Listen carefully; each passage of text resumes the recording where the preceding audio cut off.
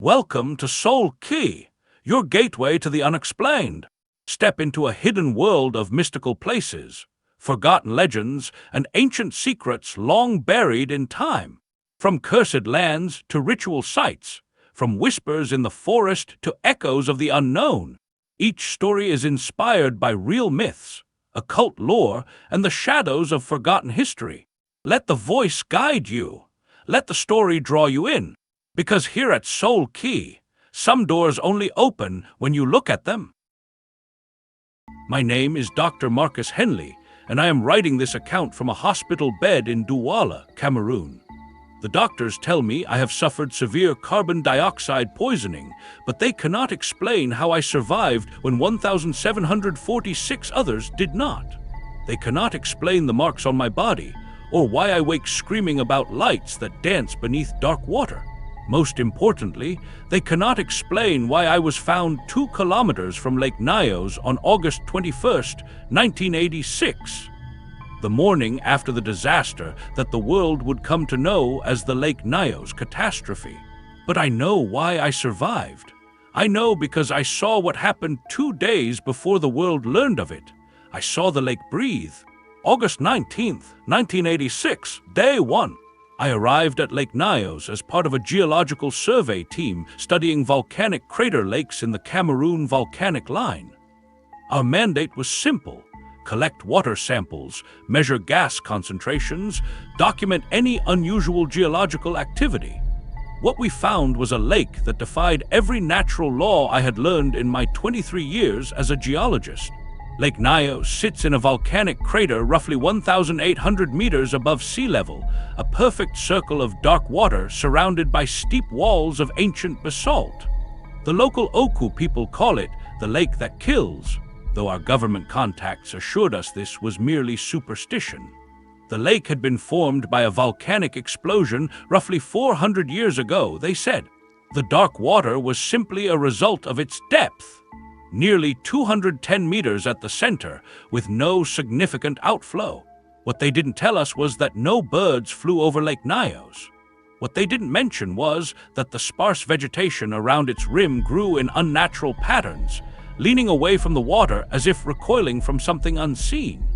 And they certainly didn't explain why our local guides refused to approach within 50 meters of the shoreline, crossing themselves and muttering prayers in Lamso whenever the wind shifted toward the lake. My colleagues, Dr. Sarah Chen and Dr. Pierre Dubois, had set up our base camp on the eastern shore where a small stream fed into the lake. I chose to position my equipment on the western side, partly for better triangulation of our readings, but mostly because something about that section of shoreline called to me.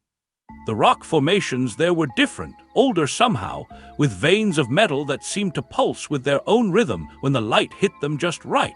It was past sunset when I first saw the lights. I had been taking pH measurements from the lake's edge, using a long sampling rod to reach the deeper water. The surface was perfectly still, not even the smallest ripple disturbed its mirror-like finish. As I leaned forward to retrieve my sample, the water suddenly illuminated from within. At first, I thought it was bioluminescence, perhaps algae or microscopic organisms responding to the disturbance of my equipment. But the light was wrong. Instead of the soft blue-green glow typical of marine phosphorescence, these lights pulsed in deep purple and amber, forming geometric patterns that reminded me uncomfortably of neural networks or root systems. The patterns weren't random. They followed the contours of the lake floor, spreading outward from what appeared to be the deepest central point. As I watched, mesmerized, the lights began to pulse in a rhythm that matched my heartbeat. Then, impossibly, they began to pulse faster, and I felt my heart accelerate to match. I stumbled backward from the water's edge, my equipment clattering against the rocks. The lights immediately faded, leaving only the black mirror surface reflecting the first stars. My heart continued to race for several minutes, and I noticed that my breathing had become shallow, as if the air itself had grown thinner. That night, I documented everything in my field journal, including precise sketches of the light patterns. I tried to convince myself that I had witnessed some unknown form of chemiluminescence, perhaps gases from the lake bottom creating chemical reactions with trace minerals. But as I wrote, my hand trembled, and the sketches seemed to writhe on the page in the flickering light of my camp stove. I should have radioed my colleagues. I should have packed my equipment and left immediately. Instead, I found myself drawn back to the water's edge as the moon reached its zenith. The lights were waiting for me. The voices in the mist. The second time I approached the lake, the patterns were already visible, glowing softly beneath perhaps 20 meters of water. They formed concentric circles around what I now realized was not the lake floor, but something embedded in the lake floor, something large and geometrically impossible. As I knelt at the water's edge, I noticed that the lake was producing its own mist. This should have been impossible given the ambient temperature and humidity, yet wisps of vapor rose from the surface like breath on a cold morning. The mist carried a metallic taste and a smell I couldn't identify, something between ozone and rotting vegetation, with an underlying sweetness that reminded me of funeral flowers. That's when I heard the first voice. It came from the mist itself, speaking in accented English with words that seemed to form directly in my mind rather than entering through my ears. The lake remembers what came before. I looked around frantically, but I was alone on the shoreline. The voice had been female, middle-aged, with the cadence of someone who had learned English as a second language. When I called out, asking who was there, only my echo answered from the crater walls. The lights beneath the water pulsed brighter, and more voices joined the first. They spoke in overlapping whispers, some in English, others in languages I didn't recognize. The breath of the earth, Ngama Ensam. This I later learned meant the sleeping god in Lamso. We tried to warn them. The pressure builds. It has been building for so long. I grabbed my portable recorder and held it toward the mist. But when I played back the recording later, there was only the sound of my own labored breathing and the gentle lapping of water against stone. The voices had been for me alone. As I listened, transfixed, the mist began to take shapes. I saw human figures walking along the shoreline, men, women, children, all moving with the slow, purposeful gait of sleepwalkers. They appeared to be from different time periods. Some wore traditional Oku clothing, others the simple garments of colonial-era farmers, still others the modern dress of 1980s Cameroonians. One figure approached me directly, an elderly woman in a faded blue headwrap, her face kind but deeply worried. She knelt beside me at the water's edge and pointed toward the lights. "You see them too," she said, and this time I was certain the words formed in my mind rather than my ears. "You have the sight. That is why you survived what we did not." "Survived what?" I asked aloud, my voice hoarse and strange. She gestured toward the lake.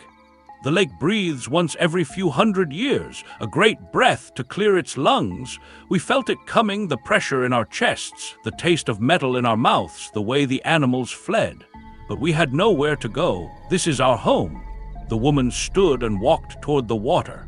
As her feet touched the surface, she didn't sink but stood upon it as if it were solid ground. "Tomorrow night it will breathe again. The pressure has been building since the earth was young, and now it must be released. Many will die, but you must live to tell our story." Before I could respond, she and all the other figures dissolved back into mist, leaving me alone with the pulsing lights and the growing certainty that I was losing my mind. August 20th, 1986, Day 2. I awoke before dawn with blood on my pillow and the taste of copper in my mouth. My nosebleed had been severe enough to stain my sleeping bag, and when I tried to stand, waves of dizziness forced me back to my knees. The air felt wrong, too thick, too heavy, as if I were breathing through wet cloth. My radio crackled with static when I tried to contact Chen and Dubois. Through the interference, I could hear fragments of their voices, distorted and strange. "Readings are impossible. Equipment must be malfunctioning. Never seen anything like." I packed my essential equipment and hiked around the lake to their camp, a journey that should have taken 40 minutes but left me gasping and exhausted after nearly 2 hours. I found their tents empty, their equipment scattered as if abandoned in haste. A note in Sarah's handwriting was pinned to her tent. Gone to Cha for supplies. Back tomorrow. Readings too dangerous to continue. S and P. But Cha was 20 kilometers away, and they had taken neither vehicle nor radio. I was alone with Lake Nyos. Throughout the day, I watched the lake from a safe distance, documenting changes that defied rational explanation. The water level was dropping, not gradually, as one might expect from evaporation or seepage, but in sudden measurable decreases every few hours. By mid-afternoon, the shoreline had receded by nearly 3 meters, exposing sections of lake bottom that appeared to have been dry for centuries. The exposed sediment was not the typical silt and organic matter one would expect from a lake floor. Instead, I found myself looking at geometric patterns carved into the volcanic rock, spirals and interconnected circles that matched the light patterns I had seen the night before. The carvings were old, far older than the 400-year-old volcanic explosion that had supposedly created the lake. Some appeared to be filled with a metallic substance that caught the light and threw it back in rainbow patterns. More disturbing were the objects embedded in the exposed sediment, human artifacts from different time periods scattered without any archaeological logic. I found pottery shards that looked Neolithic alongside German colonial coins from the 1900s. A carved wooden mask lay next to a child's plastic toy from the 1970s. All were perfectly preserved, as if the lake had been collecting and protecting them for centuries. As evening approached, I noticed that animals were fleeing the area. Birds flew overhead without stopping, insects fell silent, and even the ever-present mosquitoes seemed to have vanished. The silence was absolute and unnatural. No wind through the trees, no distant human voices, no sound at all except the increasingly labored rhythm of my own breathing. The locals were leaving too. Throughout the afternoon, I had watched small groups of people walking along the paths that led away from Lake Nyos. They moved with purpose but without panic, carrying only small bundles and leading their livestock. Children walked hand in hand with their parents, looking back toward the lake with expressions of profound sadness rather than fear. An elderly man approached my observation point as the sun was setting. He wore the traditional blue and white robes of an Oku elder, and his face bore the ritual scarification marks of his people. Without being invited, he sat beside me on the rocky outcrop where I had positioned my instruments. "You are the geologist," he said in heavily accented English. "My grandson works for the government office in Wum. He told me you would come." I nodded, not trusting my voice. Speaking had become difficult. Each word seemed to require tremendous effort. "My name is Naya Bartholomew. I am the keeper of our stories, the ones the government does not want told." He gestured toward the lake. "This place, we call it Nyos, which means place of spirits in our language, but that is the new name given after the first great breath when our ancestors learned to fear this place." "What was it called before?" I managed to ask. "Ngama Ensam, the throat of the sleeping god." His eyes reflected the last light of sunset. "Our oldest stories say that something came from the sky long ago, something that was not meant for this world. It tried to bury itself in the earth, to sleep until the time came for it to return home, but the earth would not have it. So every few hundred years, the earth forces it to the surface with a great breath, hopping to expel it." He pointed toward the water, which had begun to glow faintly in the gathering darkness. "Each time many die, the breath of the earth is poison to us, but the thing beneath goes back to sleep, and we rebuild our villages and life continues, until the next time." "Why are you telling me this?" I asked. "Because you have seen the lights, because you have heard the voices of those who came before, and because," he paused, studying my face carefully, "because you will survive what comes next, and someone must remember our truth." As he spoke, the mist began to rise from the lake again, thicker than the night before. The voices started immediately, no longer whispers but urgent warnings. "Tonight, the pressure, it cannot hold much longer. Run! No time! Tell them we tried." Naya Bartholomew stood and placed a hand on my shoulder. "When it happens, breathe shallow and stay low to the ground. The poison flows like water. It seeks the valleys and low places. And when you wake, He pressed something into my hand, a small carved stone that felt warm against my palm. Remember that we were more than victims. We were guardians, keeping watch over something that should not be. Then he was gone, walking calmly down the path toward the village, leaving me alone as the lights beneath Lake Nyos began to pulse with increasing intensity. The breath of the earth! By midnight, the lake had begun to sing. It started as a low humming, barely audible above the sound of my own heartbeat. But as the hours passed, the humming grew into something that vibrated through the ground, through the rocks, through my bones. The pitch rose and fell in a pattern that reminded me of whale songs, but vast and alien and utterly wrong. The lights beneath the water were now visible even from my position 50 meters from the shoreline. They formed complex mandalas that rotated slowly around a central point of impossible brightness. As I watched through my binoculars, I could see that the light was not coming from the lake bottom, but from something far below, something that the water distorted and magnified until it filled my entire field of vision. At 2:17 a.m., I noted the exact time in my journal. The rotation of the light patterns suddenly accelerated. The humming became a roar that I felt more than heard, and the ground beneath me began to tremble. This was not an earthquake. The vibrations were too regular, too rhythmic. It was as if the earth itself had developed a pulse. The mist rose from the lake in impossible volumes, forming a column that stretched up into the darkness beyond my vision. Within the mist, I could see shapes moving, not the human figures from the previous nights, but things that had never been human. They twisted and writhed as if in pain, occasionally resolving into recognizable forms before dissolving back into abstract horror. I should have run then.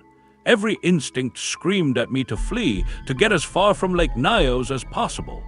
But I was transfixed by what I saw rising from the deepest part of the lake. The water began to bulge upward, forming a dome that grew larger and larger without breaking the surface tension. Inside the dome, silhouetted against the impossible light below, was a shape that my mind refused to process. It was geometric but organic, artificial but alive, familiar but utterly alien. As it pressed upward against the confining water, I caught glimpses of surfaces that reflected light in colors that don't exist, of angles that bent space around them, of a complexity that made my eyes water and my sanity strain against its moorings. Then, at precisely 3:33 a.m., Lake Nyos exhaled. The water dome burst upward in a geyser that reached hundreds of meters into the sky. But instead of water, what erupted was a cloud of gas so dense it was visible even in the darkness. A roiling mass of white and gray that spread outward from the lake like a living thing. I threw myself flat against the ground, pressing my face into the stone and breathing as shallowly as possible. The carved stone that Naya Bartholomew had given me grew hot against my palm, and I clutched it like a talisman as the cloud of death flowed over me. The gas was heavier than air, flowing down the slopes and through the valleys like an invisible avalanche. Where it passed, every living thing simply stopped. I watched through tear-filled eyes as trees shuddered and became still, as night birds fell from the sky in mid-flight, as the last insects dropped dead around me. But the gas was not empty. Within its deadly embrace, I could see the mist figures more clearly than ever before, thousands of them, from every era of human habitation around Lake Nyos. They walked through the poisonous cloud as if it were merely fog, their faces turned toward me with expressions of infinite sadness. "We are the guardians," they said in unison, their voices now clear and strong. "We watch over the throat of the sleeping god. We die so that others might live. We are remembered so that the truth is not lost." As the gas cloud continued to spread, following the valleys toward the villages below, I saw the elderly woman from my first night approach me once more. She knelt beside me as I gasped for breath, my lungs burning with each shallow inhalation. "The stone," she whispered, pointing to the carving in my clenched fist. "It is from the deep places, from before the sleeping god came. It will protect you, but only if you understand its price." "What price?" I gasped. "You must remember us. You must tell our story." And when your time comes, when the lake breathes again, you must be here to guide the next guardian." The carved stone pulsed with warmth, and I felt something change in the air immediately around me. The poisonous gas still flowed past, but it seemed to part around my position, creating a small pocket of breathable air. Through the protective bubble, I watched the gas cloud spread across the landscape below, carrying death to sleeping villages whose inhabitants would never wake. By dawn, the lake was still again. The gas had dissipated, leaving behind only silence and the terrible knowledge of what had passed. I lay on the rocky ground for hours, afraid to move, afraid to breathe too deeply, afraid to discover what the world had become in the aftermath of the Earth's great exhalation. The aftermath! When I finally found the strength to stand, Lake Nyos appeared perfectly normal. The water level had returned to its usual height, the mysterious lights were gone, and the morning sun reflected off its surface with serene beauty. If not for the dead birds scattered around the shoreline and the taste of metal still coating my tongue, I might have convinced myself that the entire experience had been a hallucination brought on by gas exposure. But the villages below told a different story. I made my way down the mountain paths, following the same route the poisonous cloud had taken in the darkness. In Nyos village, less than 2 kilometers from the lake, I found a scene that will haunt me until my dying day. Men, women, children, and animals lay where they had fallen, most still in their beds. Others collapsed in their doorways as if they had tried to flee. There was no violence, no struggle, just the sudden, peaceful cessation of life. A few survivors had been sleeping in elevated areas or had been awakened early enough to climb to higher ground. They wandered through their devastated community in shock, trying to comprehend a disaster that defied explanation. When they saw me approaching, a white man stumbling down from the direction of the lake, several crossed themselves and backed away. "You were there," said a young man who appeared to be in his 20s. "You were at the lake when it breathed." I could only nod. "My grandfather told me this day would come," he continued. "He said the lake kills so that something worse cannot wake. He said there would always be guardians, people who watch and remember and warn." He studied my face carefully. "Are you one of the guardians now?" Before I could answer, the sound of helicopters filled the air. Government officials and international aid workers would arrive soon, bringing with them scientific explanations and media attention.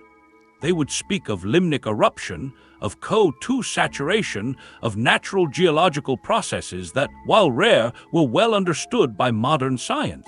They would not speak of lights beneath the water or voices in the mist, or something ancient and alien sleeping in the depths of a volcanic crater. They would not acknowledge the carved stone that still rested warm in my palm, or the fact that I had survived by breathing poisonous gas for hours without permanent harm. But I would remember. As the rescue helicopters landed and the scientists began their investigations, I walked back up the mountain toward Lake Nyos, clutching the carved stone and listening for whispers in the wind. The lake was waiting for me, serene and beautiful and utterly deadly. And deep in its dark waters, something was already beginning to stir again, preparing for the next time the earth would need to breathe. I am writing this account 37 years later, and I have never left Cameroon. I built a small house on the slopes above Lake Nyos, close enough to monitor, but far enough to survive. I have spent my life studying the lake, documenting its cycles, and preparing for the day when it will breathe again. The carved stone sits on my desk as I write, still warm after all these years. The voices in the mist visit me regularly, adding their stories to the growing collection of testimonies from those who came before. And sometimes, on particularly clear nights, I can see the lights beginning to pulse again beneath the dark water. They are brighter now than they were in 1986. The pressure is building again, and the sleeping god grows restless. According to my calculations and the stories passed down through generations of guardians, the next great breath will come within the next few years. I am old now, and my time as guardian is nearly over. But I have chosen my successor, a young geologist from the University of Yaoundé who has begun to see the lights and hear the voices. I will teach her what I have learned, give her the carved stone when my watch ends, and trust her to continue the vigil. Because someone must always watch Lake Nyos. Someone must always remember the truth behind the scientific explanations. And when the earth needs to breathe again, someone must be there to witness and survive and warn the world of what lies sleeping in the depths. The lake is quiet now, but I can feel it dreaming. And in its dreams, I sometimes catch glimpses of what it contains, something that fell from the stars long ago, something that waits patiently for the day when the earth can no longer contain it, something that the local guardians have spent centuries keeping asleep through their sacrifice and vigilance. That day is coming soon. The lights grow brighter, the voices grow stronger, and the carved stone grows warmer with each passing night. When it happens, the world will speak again of natural disasters and tragic accidents. But those of us who know the truth will be watching, waiting, and preparing for the next time Lake Nyos needs to breathe. We are the guardians. We remember so that others might forget. We die so that others might live. And we ensure that some stories survive even when the world chooses not to believe them. The lake is calling to me now. It is time for my final watch. Dr. Marcus Henley's body was found on the shores of Lake Nyos on March 15, 2023. He had been dead for several days, but showed no signs of gas poisoning or other trauma. A carved stone of unknown origin was clutched in his left hand, and his final journal entry was dated 3 days before his death.